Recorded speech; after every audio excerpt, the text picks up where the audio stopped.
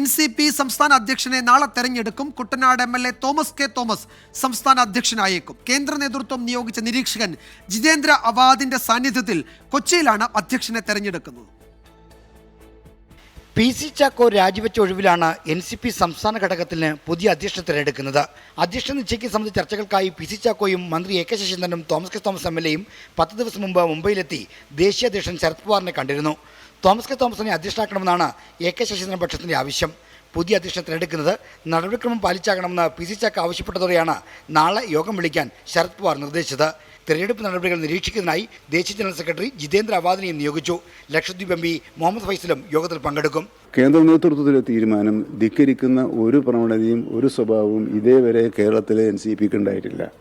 ആ നിർദ്ദേശം സ്വീകരിച്ച് ഐക്യത്തോടുകൂടി പോവുക എന്നതാണ് ഞങ്ങൾ സ്വീകരിച്ചത്. ഉച്ചയ്ക്ക് 1:30 എറണാകുളം MG റോഡിലെ സ്വകാര്യ ഹോട്ടലിൽ വെച്ചാണ് പുതിയ അധ്യക്ഷനെ തിരഞ്ഞെടുക്കുന്നത്. ജില്ലാ അധ്യക്ഷന്മാരെയും സംസ്ഥാന ഭാരവാഹികളെയും സംസ്ഥാനത്തു നിന്നുള്ള ദേശീയ നേതാക്കളെയുമാണ് യോഗത്തിന് ക്ഷണിച്ചിരിക്കുന്നത്. തോമസ് കെ തോമസ് അധ്യക്ഷനാകാനാണ് സാധ്യത. എന്നാൽ അധ്യക്ഷ പദവി രാജിവെച്ച ശേഷം മൗനം പാലിക്കുന്ന PC ചാക്കോയുടെ നീക്കങ്ങൾ എന്താണെന്ന് വ്യക്തമല്ല. 24 തിരുവനന്തപുരം.